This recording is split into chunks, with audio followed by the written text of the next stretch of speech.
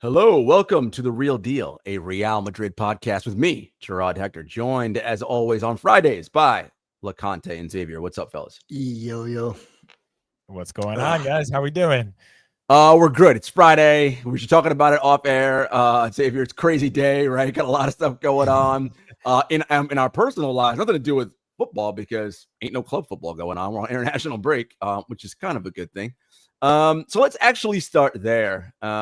We have some players who are obviously away. Good news, we have players who stayed. The Valverde thing happened. Yes, right? We're happy about that. Tuchel not calling up Jude. By the way, the ridiculousness that is the English football media or just football media in general. All right, so England beats Wales 3-0. I forget who they played in their last one where they won like 5-0, their last international break. And now it's like, are England better without Jude Bellingham? I'm like, is this really what we're doing with our free time? Like, this is an article that people are actually thinking about writing. Loconte, I love your face because you're like, I'm not even going to dignify that with a response. I don't know. It's just English media, right? Just being them. Like, they're so petty about the fact that Jude just refused to go in that league. Like, even on the last interview, they went like, oh, we want you in the Premier League. And he goes like, well, I don't think I'm the guy for that. So, yeah, I can see why they spin that narrative, really. They love doing that. It's a matter of convenience for me, right? I mean, look at the timing. You know, you need to get your clicks and your sales in a slow week. And why not target Jude, huh? It's so ridiculous. It's just dumb. But yes, Mbappe, I believe, I don't know if his match is kicked off yet, but he plays today, apparently with France. Yeah. We'll see what's going on with him. I know he had the ankle that happened in our last La Liga match, and we were all concerned about, is he going to even go? The French medical doctors say he's fine. I don't know if I trust them. I don't know if I trust the Champs, but we are where we are. We just hope he and Camavinga both come back healthy. The Brazilians played last night, or this morning, I should say, U.S. time, against South Korea. They won 3-0. I want to say Vinny and Rodrigo both look good.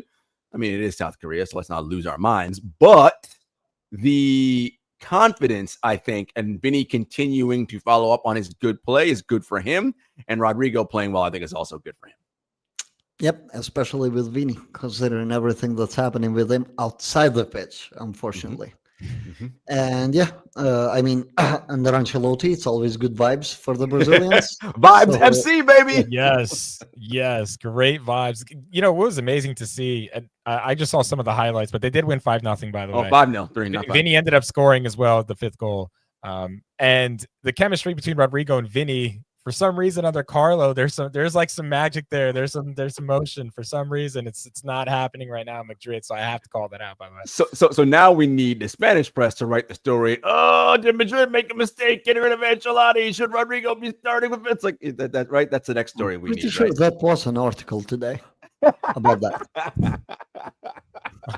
Drafts are ready to send. They already had it in drafts, right? Waiting for press set, publish now. We're good to go. Oh my God, just so ridiculous. Anyway, that's a sort of a larger guys out, and there's more matches. I know Alba played Austria, won 10-0 today. I want to say something crazy like that. Yeah. Whatever. Look, San Marino, literally. Yes. The big thing here is we want our players to come back in good form and not injured. That's all we want. Know what feels weird though? Watching international break, seeing Croatia play and knowing that Modric doesn't play for her team anymore. I know. It's just weird. Wild. Modric, by the way, who's playing well for AC Milan. AC Milan, yeah. Great, actually.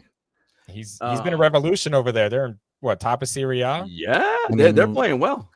I mean, last good midfielder they saw there is Pirlo. So, yeah. And not that I am, even though I don't know how you feel about this, Xavier, not that I am a pro-yay USA guy, even though I am American. Christian Pulisic, a big reason why AC Milan plays well.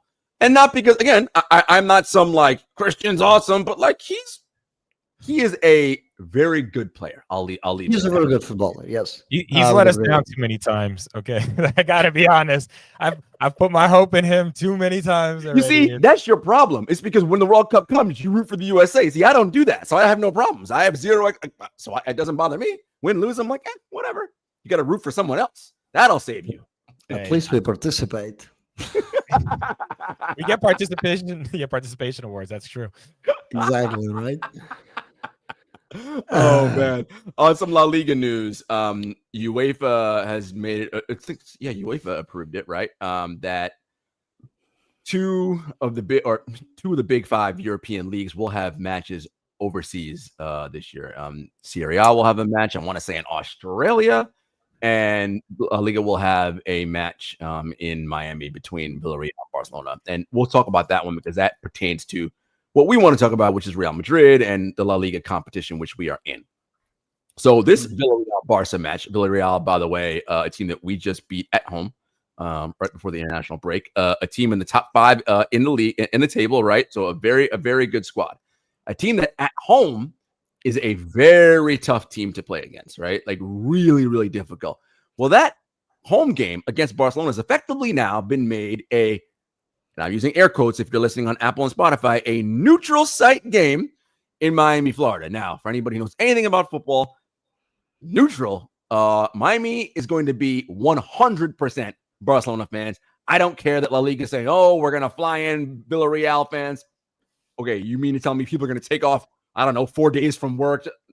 No. That stadium's going to be rocking, Blaugrana, like all Barcelona, like all the time, heavy. And so from a competition perspective, Barcelona has one of their toughest matches basically turned into a home match away. Wild that's allowed to happen. I mean, first and foremost, I hope Lamine Yamal doesn't get to travel there with all the news that's come in Miami. He might as well stay there. But outside say of more, that, say more. If you know, you know. Subscribe whoever has tomorrow. Twitter will get the context, I guess, of what I'm saying. But outside of that, yeah, I mean, Frankie de Jong himself came out and said that even as a Barca player, this just feels not very fair, and also against the spirit of the sport, because ultimately you're giving Villarreal like 6 more million for them to basically give up a 3 home points. game Or 1 at point. La Ceramica, which is, well, not to say them that Barcelona has struggled a lot. Like, I know that they're going to push this narrative of, oh, okay, we haven't struggled that much. It doesn't really matter. Each season is different. And guess what? You're struggling now. Yep. No, just let me take this example. Sevilla did not beat Barcelona for a decade. Somebody tell me what the scoreline of the last game between Sevilla and Barcelona was. So every season is different. You can't really use, oh, we have won last 5 meetings at that stadium. No, it doesn't work like that. Like, a team is better, a team is worse. It doesn't really matter. It's very unfair. Unfortunately, it's being done purely from a financial standpoint.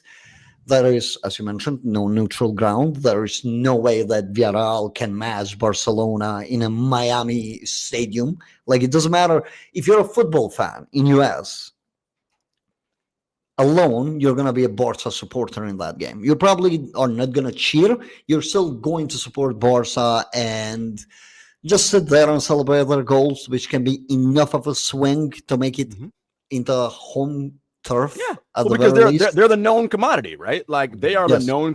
I mean, outside of diehard Villarreal fans, who the hell in Miami knows Villarreal even exists? Who even knows Villarreal is a place?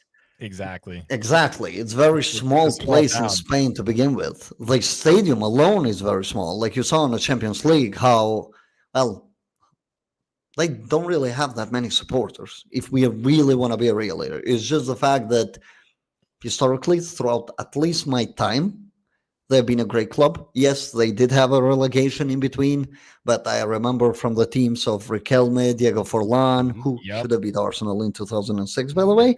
But from that to the team that they are now, led by Marcelinho, some good players. Dani Parejo, for example, like a legendary Spanish midfielder, still in there. I don't know, like, I don't agree with the notion. It stinks, Xavier, right? What do you think? It stinks. Man, look, and I'm glad you mentioned it. La Ceramica, Villarreal Stadium. I mean, it's a historic site. They've been playing there, since the 20s, I believe. It is. I know it went through some renovations recently, but I mean, it's one of those stadiums where if you are a traveling fan, like, yes, visit that stadium if you happen to be in Spain and, you want to see Real Madrid. There are some historical stadiums that, for me, show the culture of Spain, like represent our league, why we're different, and La Ceramica fits that criteria to a T. Another thing that I have an issue with when it comes to the competition itself, essentially Barcelona are now awarded an extra home game. So every other team has one less home game than Barcelona in La Liga. And that's something that for me just doesn't sit right. If it were the other way around, to be candid, if it was Barcelona home game that was getting sacrificed for this, I would have less of a problem with it. I mean, we see our own sports here in America going to be played in Europe all the time. Yeah. But where I have an issue with it is you're taking away a home game from Villarreal in which they would have their fans, they would be able to create their atmosphere, and you're essentially giving that up to Barcelona, who's going to, as you mentioned, bring all of the fans. I'm going to maybe do my best part to break that ratio up in Miami, by the way, just for the sake of. But in reality, I don't think that Barcelona, who is the defending champions, right? They won the league last year, should be awarded an extra home game the following year. That to me speaks of maybe some injustice within the league itself. I don't know what's happening. There is a new Negrita doc that just dropped. If you know, go watch it on YouTube, please. And it just, to me, it stinks of, hey, maybe the back end business dealing in Spain that's been happening in this league for far too long is still happening. I don't like it personally. I think we need to go towards more transparency, and I think this is anything but transparent. Last thing I want to say, on a separate note, that game being played in Perth between AC Milan and Como, it's going to be the battle of Luka Modric versus Nico Paz, so I may actually tune into that as well. But to the same degree, I don't like this idea of, you're taking away home games from historical stadiums and you're giving it away to bigger brands, because the same thing, it's going to be all AC Milan fans in Perth, right? And I don't like that. Listen, it is harming the integrity of the domestic competition when you do that. And by the way, La Liga, a domestic competition which already has major integrity issues, right? You are not helping your case by doing this. You are making it worse, right? Yep. And Javier Tebas, who is a atrocious league president, one of the worst I've ever seen in any sport, like, bro, what do you even care about? Like, what do you care about actually, like, making your league profitable and growing it and, like, having fans? Does that actually interest you or no?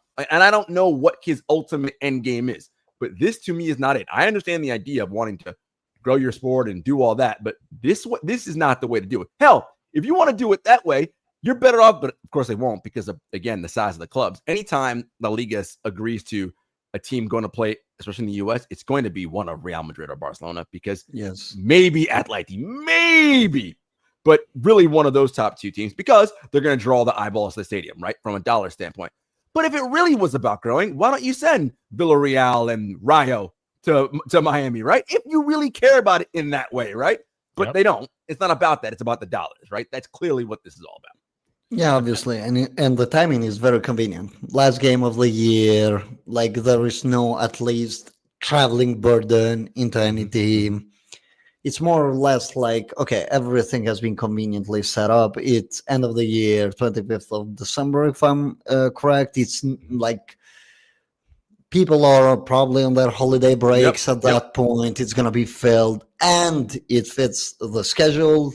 The teams can just chill, continue their vacation in US if they want to, and that's about it. But, I mean, I can say as much as I want about the league. Villarreal had the chance to turn it down, and they did. And they didn't. You're right. So that's also on them. They wanted the money. Like, sometimes the simplicity of it is they wanted the money. But which in and of itself is its own problem, right? Is that a club like Villarreal, which is a small club, which we talk about, that these small clubs are now seeing the only way for us to get extra cash is to do shit like this.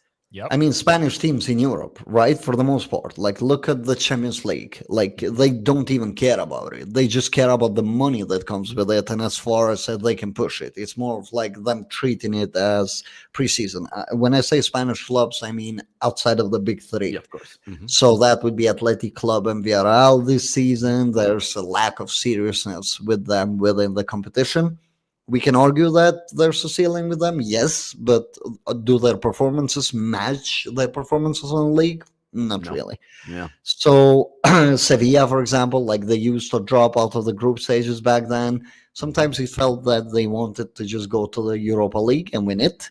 But I mean, when you win a more, 3-peat, can you blame them though? yeah, exactly. But let's keep in mind they kept falling off the group stages, right? By the way, Barcelona has done the same too twice.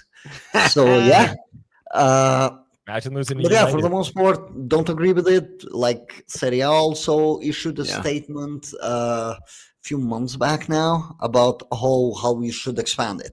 How about you actually allow us to even share clips to begin with if you want to expand your sport, right? Like you don't allow us to share clips. Yeah. Our accounts are endangered if I put up a goal or a skill, but you're taking teams to a completely different continent to play one game, Yeah. a league game. That's how you're going to in the middle of the season us too. using clips, God forbid.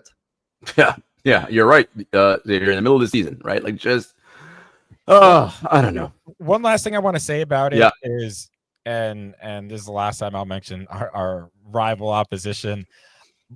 Last year, keep in mind, they requested to play most of their home games in the first half of the season because of their stadium construction. They also got the same privilege this year. Now they're also getting a game scheduled in Miami on their behalf. And Yeah, but Madrid had that too when Bernabeu was not ready. Yeah, back in COVID. We did that for one season in COVID. Yeah, we did that for one season, but naturally they've shown that they're open to doing that for as long as teams agree. Well, here's the question I have about that. Let's say the Camp Nou is ready in January. It probably won't be, but let's just assume it is. Is UEFA going to allow them to be like, okay, you can now play your Champions League matches there? That to me is wild, right? It's like, no, happen. If it wasn't ready at the beginning of Champions League, why do you get to all of a sudden have it now in the middle of Champions League? There's a reason why Laporta's breaking away from the Super League, right? And you see it. He's now getting comfortable with Al Khalifi. He's sending, he's getting comfortable in using language like, hey, we're willing to have better relations with UEFA. He's met with Ceferin several times in the past year and a half. So like the writing's on the wall for me. You kind of see where the power dynamic is going. And we'll see how that plays out, because I really think there'll be some sort of implications on this between Real and Barca by him doing and this is right, because if the narrative holds, right, that's how the clubs present themselves, right? Real Madrid is seen as the club that is always in a fight against every major sport body, right? La Liga, UEFA, whoever, right? We're anti-everybody. And if Barca is cozying up to UEFA, right, and like, oh no, we're in lockstep, we want what's best for the whole of UEFA.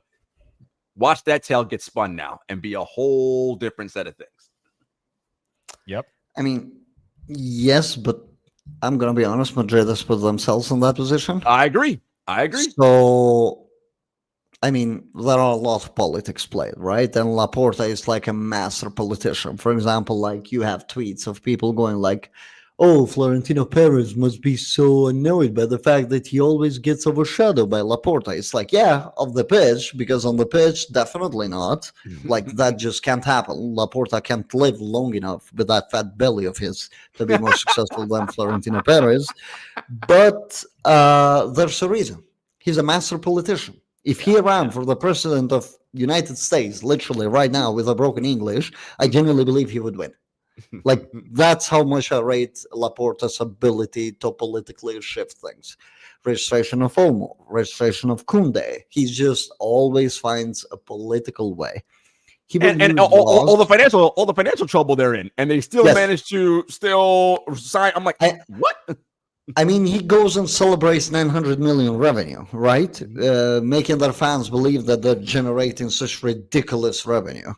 900 million was broken by Madrid before COVID even started. Like, their revenue for this year was 1.6 billion. So this is the difference. But guess what? For Madrid's revenue, nobody talks. It's not really a thing. While for Barcelona, who, by the way, have increased debt to 3 billion right now, for them, it's celebrated. So that's why I say, like, when it comes to power dynamics, when it comes to politically shifting the goalposts to everything, you just can't play with them. You just can't. Barcelona has a negative debt to income ratio right now, a big one. But to hear them tell it, oh, we're perfectly fine, everything's good. Okay, cool. Anyway, we don't want to spend all day talking about Barcelona, but that's just the reality of what's happening larger within the sport. Let's drill down a little bit closer to home. Obviously, in Madrid, Dean Hausen, was sent home from the Spain camp because of calf injury. And then, guys, you know me, I am sounding the alarm bells because what that means is I'm worried about an Achilles for this young man right now. Like once the calf, you start feeling these kinds of injuries, that's the next thing. And now we're getting 2 weeks to rest. Maybe he comes back for Getafe. I don't know. Here's the thing, though. You can't not come back and play Getafe and then start him against Barcelona like in the super intense game. That's not a good idea, right? We saw what happened with Jude. Didn't work out so well. Now it's different because Dean's been playing. But from an injury standpoint, if he hadn't gotten any run before Clásico and then you want him to play a full 90 in that match, bad idea. And I hope Xabi Alonso's learned from that with the Jude mistake in the Atleti match. Yeah, and you know that it's a real injury when De La Fuente agrees to send you home because that man is stubborn. So I really don't know how that situation really is. Like his case, it could be like a small thing because let's also keep in mind if you're feeling pain and you tell your national team, "Hey, I'm feeling pain," you can confirm it. I want to go home. They allow you to go home. So maybe that's the case. I'm hoping for that scenario, but regardless, I would kind of count him out of Getafe game at bare minimum at this rate.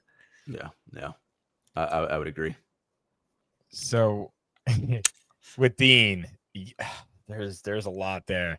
First off, if De La Fuente is not playing you, something's definitely wrong. Yes, you're beyond. You're injured. You're not hurt. You can't play. Like you literally cannot play. However, I'm looking at this from a Madrid standpoint. Like, how cautious do we have to be with Dean over the next couple of weeks here? We have, as we've already discussed, a very difficult schedule coming up. Mm-hmm. I don't expect him to play against Getafe in next weekend. But if he doesn't play against Getafe and it's Getafe away, correct me if I'm wrong. Yep, it is. Who's going to be the center back pairing if Dean isn't healthy? And Militao most likely is going to be rested against Getafe. Right, because he's got to play Clásico. He's playing for Brazil, right? Right, yeah. And you're going to save him for the Juve game, right? Yeah, and probably go in the Clásico. Yeah. So who's going to play center back against Getafe if Dean is out? Because Militao, I don't expect him to play against Getafe. That's a good point. Carreras gets slotted into center back, and Fran plays left back.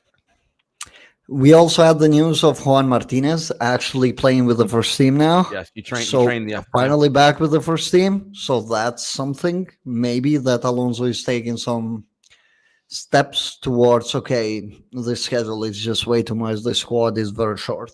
So I got to start using a few defenders here and there. Ooh, so that's a question for you right there for Juan Martinez. Now that you're there, Loconte. So let's assume. So before they took their break, he gave them off Thursday, Friday, Saturday, Sunday. They'll be back training on Monday. So let's assume he trained well those 2 weeks. In your mind, if you're Alonso and how he operates, A, what was he need to see in training? And B, how soon would he start giving him cameo minutes? I mean, Madrid already played a game, and I'm pretty sure they have another game next week as a warm-up game inside closed doors. So those might be the games where he has to show what he's made of, because Alonso, again, seems to judge the players based on what they can do rather than what they're actually showing on the pitch. Like, that's why you had Franco Mastantuano joining on August and immediately into starting 11. It's because of what he can do rather than what Alonso requires at that moment on the pitch. So he plays more on that side of things. So there's a chance that he gets used. Like Asensio is just always falling back into his old mistakes. Like a good performance, then follows it up with same old thing. Yeah, and I think that Alonso has grown tired of it. Yeah, that's a shame too, because he was a revelation, right? In many ways last year, the body we were counting on this season, and now we have to replace that body with somebody, right? Maybe it's Juan Martinez. I don't know. Trent is progressing well. according to reports. I don't know what that means, how soon he'll be back. There's stuff saying that he may be back in time for Clasico. Again, that cannot be your first match back. Like, you have to get mop-up duty somewhere else before the Clasico. Even if you're back, that's not his ideal matchup anyways. Correct. Even if he's back. Correct. So that's the point, really. Dealing with speedy wingers. Yeah, not good. It's not his ideal match. Like, especially if you, I mean, would he be very good? Yes, for sure. But I do believe that the squad can be constructed a little bit better without him for that specific game. Of course. I'm going to go on a limb here. Yeah, what do you got? I'm going to take a different approach with the Trent situation, especially as somebody that's been Trent out since day one and still not fully convinced on him. However, and maybe it's because it's international break and I've had some time, and the Liverpool fans, based on the week that they had, I've just seen a lot of noise saying we missed Trent. So I'm like, let me go watch the tape real quick. And if you give him that space that Hansi Flick is playing right now, I want Trent on that field because he's going to exploit that almost better than anyone else on our team right now that isn't named Arda Guler. Like, we got to be frank. I kind of want he's the that best if passer on the team. So this is something I was thinking about, because there's an article in The Athletic which I shared with Loconte this week, and ways in which the Barcelona high line is getting murdered. First of all, how it was getting exploited last season, and even worse this season. So I wonder who called it out. Shout out to Loconte. So Trent on that right side, making that diagonal pass right to a flying down the left flank Vinicius Jr. Tell me that is not sweet music to your ears in this Barcelona matchup. Or anybody. To Mbappe, the Mallorca goals, freaking anybody. Right?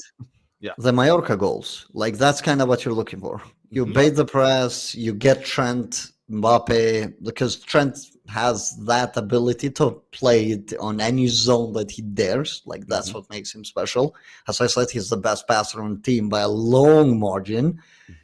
Have we utilized that to the best so far? I don't think so. I think there's more that he can give to us, but I think that he's done the job that he was required to.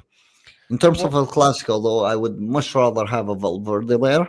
I'm being honest, even if Carvajal and Trent were fit, because I think Valverde's switches are excellent. Number one. Number two, his ability to bait the press by carries. That's something that both of the other two lack. And three, the athleticism. It's just as simple as that sometimes. And I would just try to abuse those flanks. Carreras, Vinicius on the left, Valverde and Franco Mastantuano on the right, and just abuse the flanks, basically. Like, because with Barcelona, it's a clear blueprint. You either want a drop back, push high, or you want to move to the sides and try to just isolate their defenders, which is something that, I mean, last year, they beat us in every game, right? Except the Supercopa, no game was clear-cut. In every game, we could have come back, or we had the lead at some point, and that was a team that generally was damaged a bit. I like to call it winner's fatigue with Madrid. It happens a lot. They come off a great season, and they just look very sluggish. It takes them a long time to come back, and sometimes they never come back, like last season. So El Clasico, yeah, but I don't know. Like, I'm just looking at the schedule, and it's just insanely packed.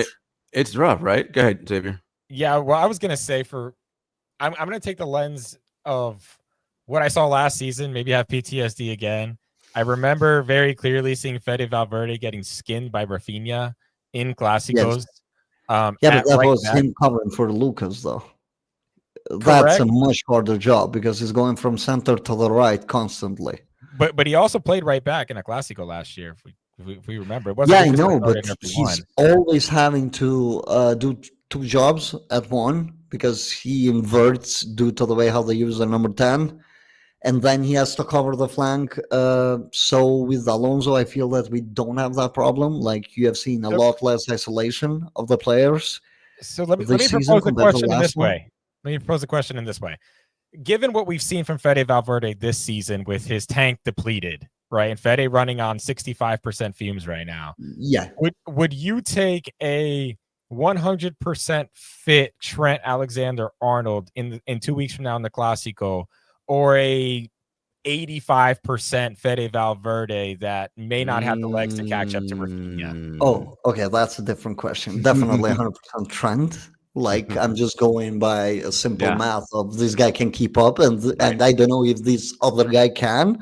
So yes, but generally I'm just speaking on how would I profile the team. That doesn't mean that Alonso Yeah, is like going on to profile. paper, in an ideal world, yes, like Fede would be perfect for all of Fed, these things, because right? I feel Looking at, that like, if you remove Fede from there, feel that you're going to remove Mastantuano from the right wing, and I feel that you're going to take away a lot from us. Yeah, a lot of width. Because, well, flash news to people: Bellingham and Arda are going to start together. Like that's the reality. Alonso has spoken a lot about it. It all makes sense.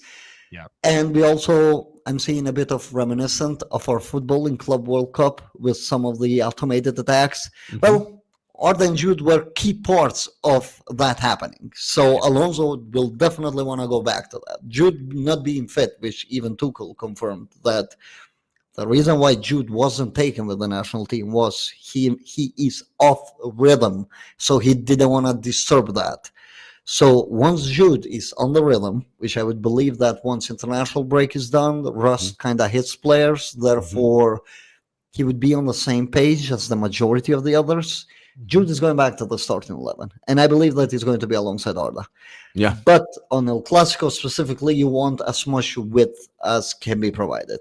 Therefore, that's why I have Franco Mastantuano starting the game. It's not always about the quality. I'm just going by profiling of the players, and I don't think you see that. I don't think Alonso sees his team without Valverde. By the way, for people that also like to believe that Valverde will be dropped for some reason, no, I don't think Alonso sees his team. It's also Fede and Franco talked about this in separate interviews, and they were asked about what's it like working on the Xabi Alonso, and he's like, the first thing we do when we have a match coming up is we watch film on the opponent, right? So with that thought process in mind, I think Xabi Alonso's in line with how you're thinking, Loconte, which is, okay, this is what Barca does well. Here is the weakness that we can exploit, right? So not so much, here is my tactical idea about what I like for a football team. Here's the best chance for us to win this match doing this, right? So I think, I think that makes sense, and that's likely what he's going to do. It'll be interesting. Again, we got Getafe away, Juve midweek Champions League, Barca on Saturday. On that just following don't know weekend. the health of the players at this point, because Camavinga to begin with has 150 minutes total in the last 6 months. Let's hope he comes. Let's hope he comes out of France fine, and because he could be a nice game changer off the bench. Coming up for us as well. And look, this international break, I think, is going to be good for Fede, because in that last game against Villarreal, as I said to you, Loconte, playing right back, his pace was just back. I was like, oh my God, he can run again. So this 2 weeks being off, I think is going to be very helpful for him and see him charge. Much like how Vinny got that nice break in the first international break. And then I would say the second or third game out of that, he really started trending up. That's what I think we'll see with Fede too. A nice trend line upwards, and they'll start to play well.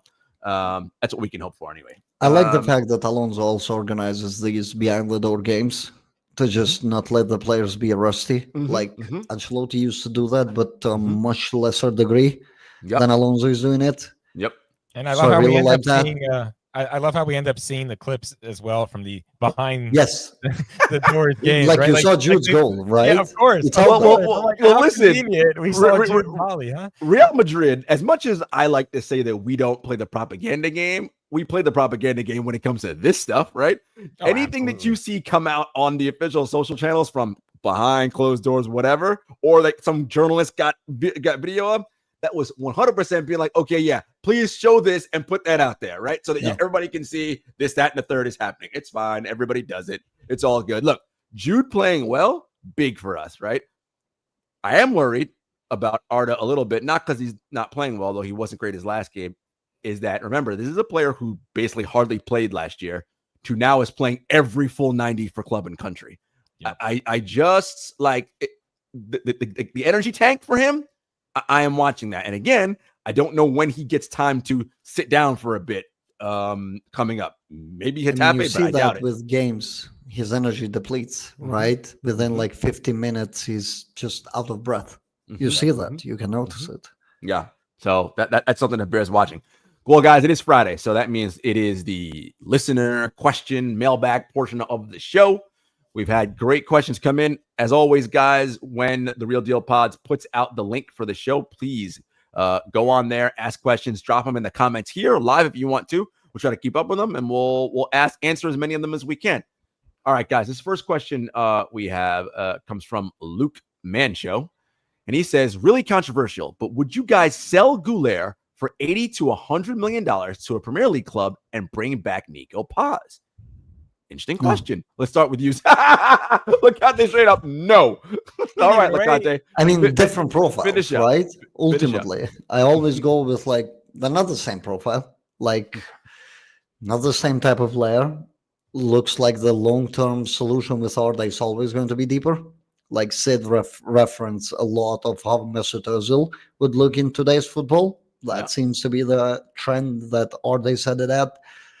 So he's going to come deeper and deeper as he ages as a player. Like, to give an example, even Modric used to be a number 10 before he started going deeper and deeper until we saw him as defensive midfielder in an El Clasico, for the love of God. So it's a development phase. I think you can keep them both. You can play them both. Nico gives you a different dimension, different type of player. And personally, I would like to see a Nico Arda lineup with Mbappe and Vini, because I would like to see how that final pass responsibility being out of Arda's legs, but rather on Nico Paz's legs, would affect Arda's ability to control the game and to recycle more of the possession. To get that control that everybody says we need. Xavier, what say you?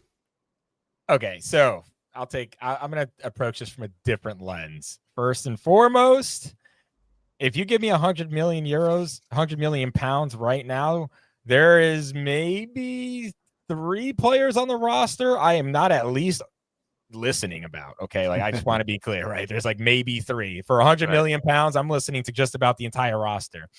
Right. The only people you're not are Bellingham, right? Mbappe, Vinny? And Vinny, yeah. Everyone else, if you have 100 right now, I'm at least listening, right? I'm at least gonna be like, all right, what? You're not saying you're gonna do it. You're not saying you're gonna do it. You're saying I will have a conversation. Exactly. But when it comes to Arda specifically, and I said this with Carreras and Dean, I don't want to get ahead of ourselves and putting unrealistic expectations on these players until they show it, so that when they go through these dips, we're also honest about the situation. We don't go too high, we don't go too low. That's one thing about young players. With Arda, though, and you said it yourself, Jarod, we've never seen this guy put in a full season playing 85% of the available minutes in his position and putting in that 8 to 9 star performance like we've seen from Luka Modric. So I need to see that body of work, because if I continue to watch what Nico's doing at Cuomo and putting in the minutes he's doing it as and carrying the way he's doing it in a first division, you have to have an honest conversation. Like, if you can get 100 million for Arda and Nico continues on this trajectory, yes, they are different profiles, right? I'm with you there. But if Nico continues on this trajectory, he makes an uncomfortable conversation, not just for Arda, but also for Jude Bellingham. If he's that good, right? If he's truly this asteroid of a talent that's just taken off and you can't stop and you have to bring him back in, well, then if I can get 100 million for Arda and I can go get myself Adam Wharton, or I can get myself more of a deep lying midfielder, and I have this absolute juggernaut of a 10 now, right? Maybe I'm considering it. I'm not saying I would do it, but I think this season's very critical for both players to have this discussion after, because again, if Nico continues on this trajectory, he goes to the World Cup, and Argentina wins it, and Nico's a starter. Oh shit! Yeah. Again, we're having a whole different conversation, but I think it's also on Arda to put in the work. I can't see him disappear after 50 minutes. I'm with you. You know, to put in 70, 75 minutes and do it at that level before I can comfortably be like, no, I would absolutely turn down the money. That's all I'm saying. It's interesting. Go ahead, Conte. I'll let you get in there and. No, I see the point. I just don't see the correlation between Arda and Nico, right? It's more of like Franco Mastantuano, Jude Bellingham type of situation than with Arda. Arda is a very specific profile that, first of all, is quite unicorn in football. It's not often you'll find a player that can needle through passes anymore. It used to be a way more common thing. And number two, when I'm discussing the money for the players, right? Even Camavinga was on that because of his health. But I lay back into, well, yes, but those controllers and those type of players, they just don't exist. Like, they're so scarce. Like, who are you realistically going to buy? Yeah, so that's ultimately the question, right? And that's where I look at it too. Any smart sporting project leader listens to anything reasonable, right? They listen to all the time. They don't just hang up the phone, right? They listen all the time. So you have to weigh in your head, okay, $100 million. Okay, that's one thing. Arda Guler is a separate thing. If I were to replace Arda Guler with 100 million euros, how am I going to replace what Arda Guler specifically does? And does this 100 million euros afford me the opportunity to do that? Yes or no? Exactly. And I have to know that ahead of time that, yeah, I've already identified this guy, or I have him somewhere else in my whatever, and whatever. Two, you also have to think about it from the standpoint of, Nico Paz is still under our buyback clause agreement. So you don't even need that much money to get him back. You could get him for way less, right? And to your point, Loconte, if you were to bring Nico Paz back into this roster, what does that mean for Jude Bellingham and Franco Mastantuono, right? Because here's a guy, let's say Nico continues, as you said, Xavier, and he continues to dominate Serie A. You know what I'm saying? Not dominate, but be basically the Serie A player of the year or like top midfielder in Serie A, right? Like he gets like that kind of designation. Well, if he comes back to Real Madrid, I can't imagine he's going to expect to want to be on the bench, right? He's gonna be like, well, but I just was in this league, voted as the guy. Now you want me to come here and play second fiddle or third fiddle? I'm not doing that. So if he were to come and be the main guy, what then happens to Jude Bellingham? What then happens to Franco Mastantuono, right? These are the questions. And this is why the people who run Real Madrid get paid way more money than we do, because that's their responsibility to figure out who they're bringing back, who they're not, who's getting moved, right? That's what they get paid the big bucks for. You will always have uncomfortable conversations about players. That's the reality. But I always go with profile, the rarity of it. How much can you really find it? How much of that profile is being seen? Because Nico Paz, to me, right now, seems like a Martin Odegaard type of case rather than anything else, really. Odegaard was great with Vitesse, came back to La Liga, went on loan to Villarreal, became one of the better midfielders in Spain, came to Real Madrid, just couldn't find a place because his profile didn't fit. He didn't feel, according to his words, he didn't feel like at home inside the training ground, so he requested to leave. Went to Arsenal, had 2 good seasons, I want to say, and regressed as a player to the one that he is today. Like, could that be the coaching? I don't know what's happened with him, but Odegaard is definitely not the same player. So there was a similar level of hype. Actually, Odegaard was considered like to be a Ballon d'Or level of footballer, really, when we signed him, like at 15 years old. But sometimes it doesn't pan out. It doesn't pan out sometimes. That profile of Odegaard, Nico Paz, I struggle to see at Madrid. Just gonna be honest. Nico Paz to me seems to be more like, okay, I'm gonna bring him back and then I'm gonna sell him to Tottenham for 100 million, and that's my 100 million. Instead, I'm gonna keep Arda because I have already invested X amount of years, and I have a clear direction with him. Nico Paz, unfortunately, it's way more dispensable in today's football than an Arda Guler is. Just simply going from a profile standpoint. Midfielders can give you goals. You see a lot of them. They can be final third tickers. More often than not nowadays, you're seeing a lot of automatism on a final third where these type of individual players get taken out of the game. So the reality of the situation is, who do you need more? If you're sitting and talking about 100 million, do you need more a Nico type of profile or an Arda type of profile? And I think the answer is written on a wall. Right now we need an Arda profile for sure. Yes. So I got my eye on one, by the way, and we already have him under our possession, and he's playing in the U20 World Cup right now. His name is Diogo Pitarch. Anybody has been paying attention to the way he plays? I don't know. I think he's going to cause a headache after next summer, because I don't know how you keep this kid out of the first team, given the way he's performing. Once again, good problems to have. Hey, Xabi Alonso, this is your problem, my guy. You figure this shit out. That's the profile I'm thinking. If I got the $100 million, and it's like, wait, what do I do? I wouldn't even go to the market. I'm promoting Thiago tomorrow. Yeah. And I mean, there's also talk about Chema, right? I was going to say, yeah, and the DM spot, Chema is playing very well so far to start the season for Stuttgart. So again, these are all great problems to have, and this is why these people get paid millions of dollars. Figure it out, my friends. All right, next question. What do you think Brahim's best position in this team is? And don't forget, he's going to be going for AFCON in December. Xavier, we'll start with you. So for me, as long as he's coming off the bench, let's start there. His best position when that whistle blows is right behind Xabi on the bench, row 2, section 3. Okay, because we all know that when Brahim starts, there's like some.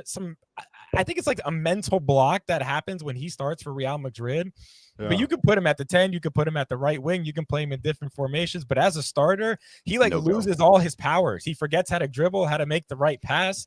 And we've seen this in his time at Real Madrid. It's like when he's a starter, just something doesn't click, except for that one game against that was Leipzig, right? In Champions League. Yeah, he won that game for us 1-0. He had that dribble. That was the exception. But besides that moment, there isn't many moments that you can think of as Brahim as a starter where it was like, okay, he looks like he belongs as a starter at Real Madrid.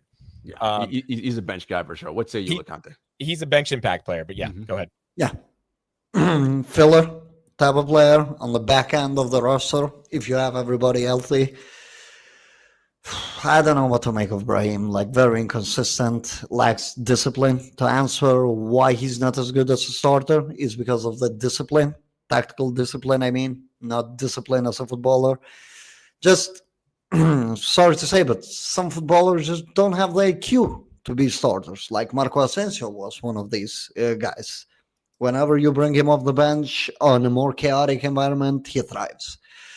Ask him to do just a little bit more disciplined things and he's going to vanish off the face of the earth. Brahim is kind of the same problem, except that Brahim is just physically more trustworthy, I want to say, in duels and such. We have seen Brahim lose them, but he's tenacious as a player.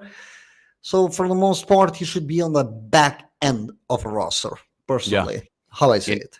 In an ideal world, right? If you're Real Madrid and you're healthy, I'm with these guys. He's a bench player, but he is not your first sub off the bench. He is in that back end off. If all things going well, that's the kind of player you want on the back end of your bench, right? Like, but injuries happen, shit happens, and we have to use people more than we would like to. Continuing on with these questions, we got a lot. So an article came out this week about Endrick, and his situation. With the Getafe game coming up, it will be almost 5 months since he last played an actual competitive football match. There are questions. Xabi Alonso told him, look, it's going to be hard for you to get minutes in this squad. He said, that's okay. I want to stay and earn my way. He said, okay. What is a question we have from our listener, the real MC. What's the best case scenario for Endrick? Go ahead, Loconte. Ooh. Depends on the perception. I think Endrick is quite athletic. I think he has his uses. But that attack is pretty deep in profiles. It's pretty deep. So you have a Gonzalo who's more like a one-touch type move player. You have an Mbappe, of course, Vini, of course, Rodrigo. Nothing needs to be said there. Yeah. Like Rodrigo, technically very sound. You have a lot of profiles that are covered while Endrick finds himself kind of like in between everything. He's like very athletic, has a great shot on him. You can make use of him. But when it comes to high minutes per this season, at the very least, I just am struggling to see it. Like Gonzalo's minutes have rapidly gone down because the team is just struggling to find balance. And now you add another player on top of it, makes it even harder. Best case scenario, probably a hand-sided attacker with Mbappe alongside him. What say you, Xavier? Yeah, so Endrick played 600 minutes last season, which is pretty much nothing. However, had a high XG per 90 though. Well, he was the Pichichi. Well, actually, until the final, he was the leading goal scorer in the Copa, and then Ferran obviously got the award because they won. I think he has earned the right to start the Copa again, year 2. I think he's earned the right to play the Copa games. He scored in every single one last year, and Mbappe needs to rest at some point. Mbappe didn't play the Copa games until the final last season. We still made the final. So I think if there's a case for Endrick to carve out minutes again, it's going to be the Copa. I know it doesn't start till December. Yeah. I also think this conversation changes after the World Cup next year because Rodrigo's not sticking around if he keeps playing these minutes. Like, we just have to be honest. There's no way he's going to go through another season playing relatively low minutes and stick around at Real Madrid, in my opinion. I think he's kind of gone, which then opens up the door for Endrick to potentially get minutes, but he needs to play. I mean, he's too talented to be sitting as the 5th or 6th option at Real Madrid for me. And for him to develop into the player that I think he can become, he needs to be on the field somewhere, hopefully not in La Liga playing against us. See, and this is where I'm going with it. Development is so key. And those of you who follow my work on True Hoop know that my podcast partner, David Thorpe, is a player development coach with NBA players. And this is true for all sports. Players need playing time like they need oxygen to breathe. That is how you get better, by playing, not by sitting on the bench and watching. You have to play and experience it, fuck up and make mistakes, get yelled at, do all the wrong reps, right? So that it becomes, I get it. As you all just mentioned, who is he displacing right now? Nobody. So where are these minutes coming from? And it's a World Cup year on top of that. So if he wants to play for the World Cup, he is not going to have the opportunity to showcase anything that he's going to get called up, because at most he's going to get is Copa del Rey minutes. At most. I don't think that's going to be enough. So to me, what's best for him is a January loan somewhere where he's going to actually play and get minutes and can develop. And then he gets called up by Brazil. What happens? Blah, blah, blah. And then we see, to your point, Xavier, does Rodrigo leave? Does someone empty out space? Do we call him back? All of that. And then it's also, or it's a situation, as you mentioned with Nico Paz, Loconte, is what Endrick does when he's developing. Is it so unique that we can't find it anywhere else? We have to bring him back. Or is it, he's playing well right now, let's sell high and get, I don't know, X amount of money and bring somebody else in. Again, these are the things that the people high up at Madrid get paid millions of dollars to decide. This is what they have to decide.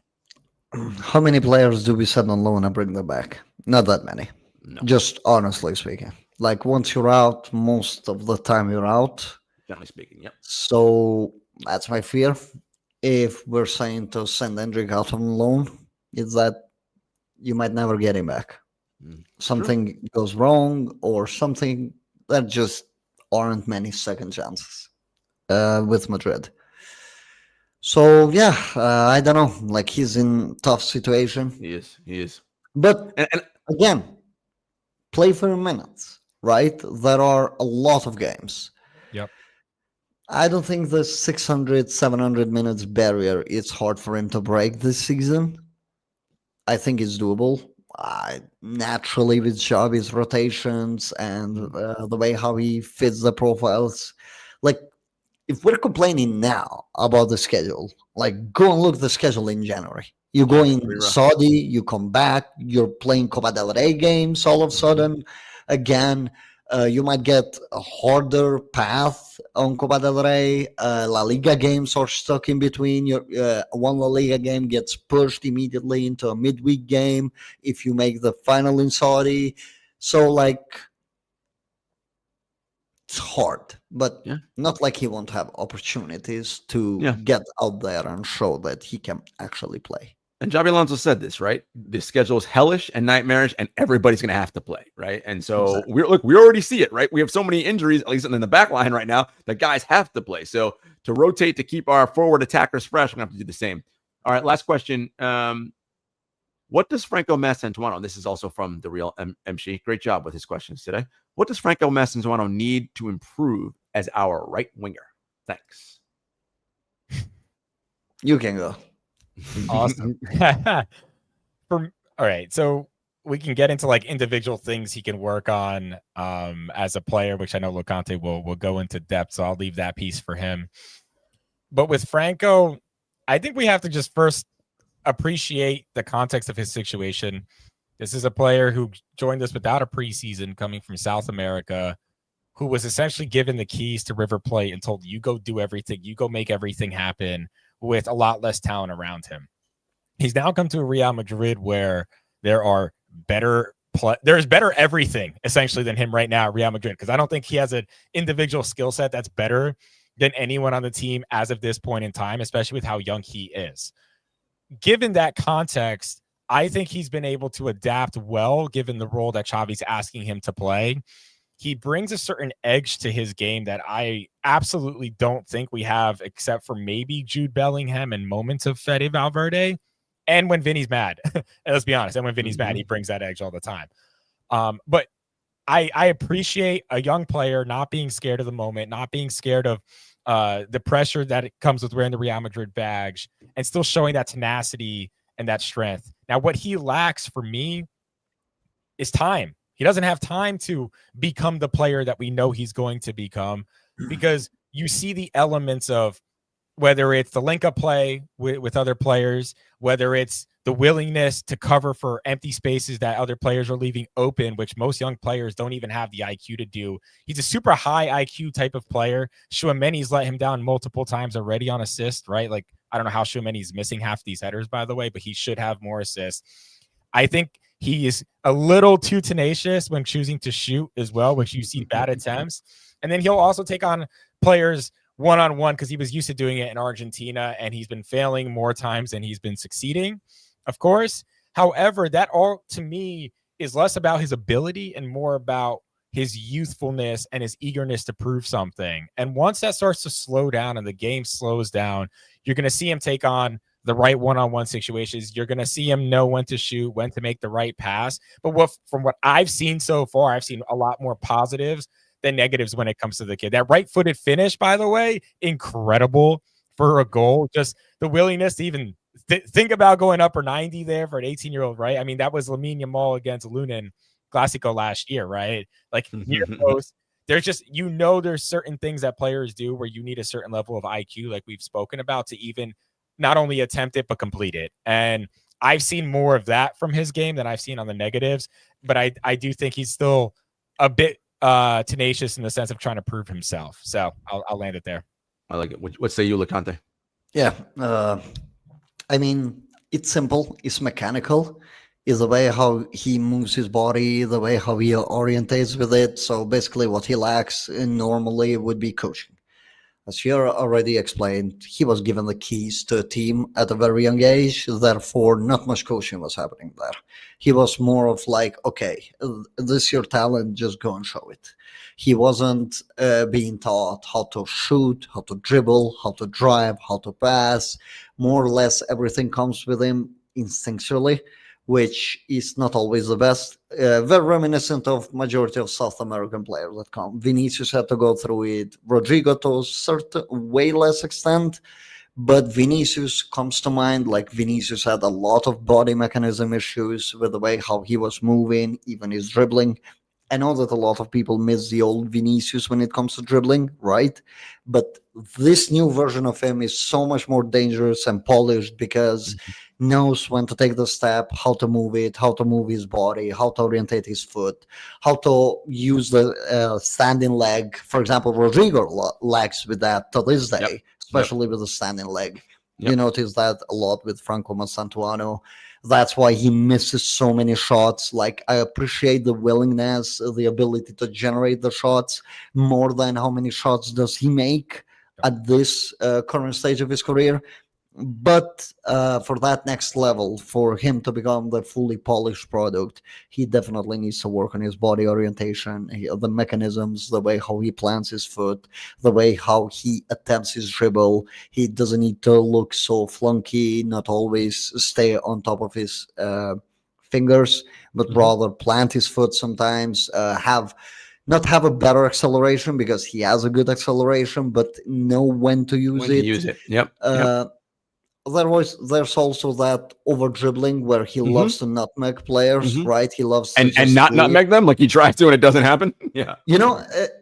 It happens once, and maybe a second time, then a third time, it's not gonna happen. Like it's more like fool me once, Right. Like Exactly. the saying, Exactly. right? Yeah, A defender's not gonna eat Don't that try for too the much for the third time. Look, I appreciate him as a player. I think he has a lot of mechanical issues, but that's what makes him scary. Yeah. Because being a starter with all of these issues that he has, it speaks volumes about the ceiling of his. And that's ultimately, we'll wrap it here and I'll basically combine what you guys are saying. It's what I said about player development, right? It's like oxygen to breathe. You need time to become what he's going to become ultimately. The challenge is that when you are in a club like Real Madrid and you're competing for every major trophy, you have a situation where you look on the pitch and you're like, one of these things doesn't look like the other, right? Like, and that's what causes the consternation from fans, right? It's like, but no. He's not doing like, okay, he's 18 years old. Like, of course he's not doing it the right way yet. Like, but you're on a club that you want him to be the 25 version-year-old of himself right now. And sorry, there's no time machine. Nothing's going to happen for that until time. That's it. Not everybody should. Right. You have to deal with the ups and downs along the way if you believe he is someone that you want to build around. And it is obvious Xabi Alonso believes heavily, as Loconte said. Otherwise, he would not be starting all the important games. All right, guys, this has been another Friday episode. Thank you all for tuning in. Thank you again. Please like this video. Please share it with somebody. Comment, subscribe, get the notification button so you know whenever we go live. If you want to hear the audio-only version, we're always on Apple and Spotify. You can just listen. Follow us on social medias.